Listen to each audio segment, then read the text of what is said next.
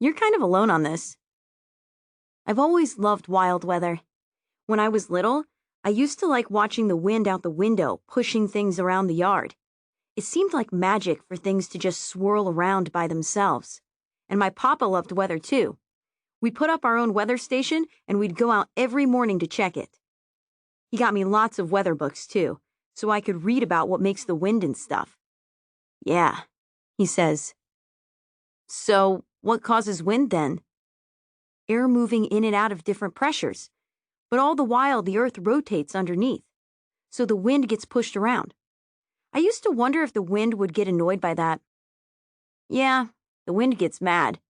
That's when you get a hurricane. Funny, Ronan, but no. You need really low barometric pressure for that. He rolls his eyes. Of course you do. Then he shakes his head. But it's pretty cool how smart you are, Delsie. Thanks for noticing, I say. So, he says, have you been down the other end of the beach? There's something kind of cool. You want to see it? I nod. After Ronan assures Grammy that there are no power lines down near us, we jog towards Seagull Beach.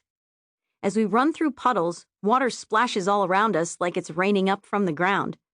Everything but the tops of our heads is soaked when we get there. There is a small crowd of people. And a boat. See? Ronan says. An abandoned boat. Since you're into that kind of thing. What do you mean? Well, don't you take pictures all over the place of things left around? Towels and stuff? He's noticed that? I'm embarrassed.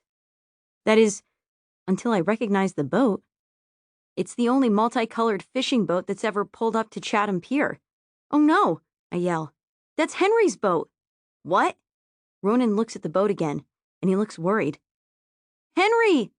I yell. What's happened to Henry? Well, he can't be on the boat with it on its side like that, right? We both look toward the ocean. He wasn't answering his phone yesterday, and I haven't seen him today.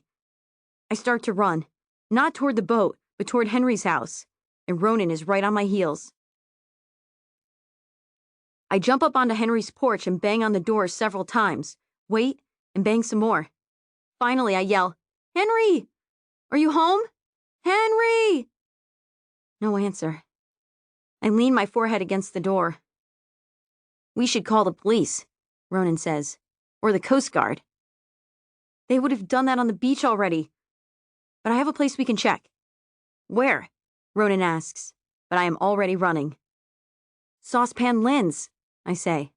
It's his favorite place to eat breakfast. With Ronan on my heels, I run through several backyards and down Old Wharf Road to a tiny cafe behind the post office where the locals eat. The creaky door slams as we walk in, and the regulars at the counter all turn to look at us. Henry! I yell. You're alive! He laughs. Was I dead? The bacon hasn't gotten me yet.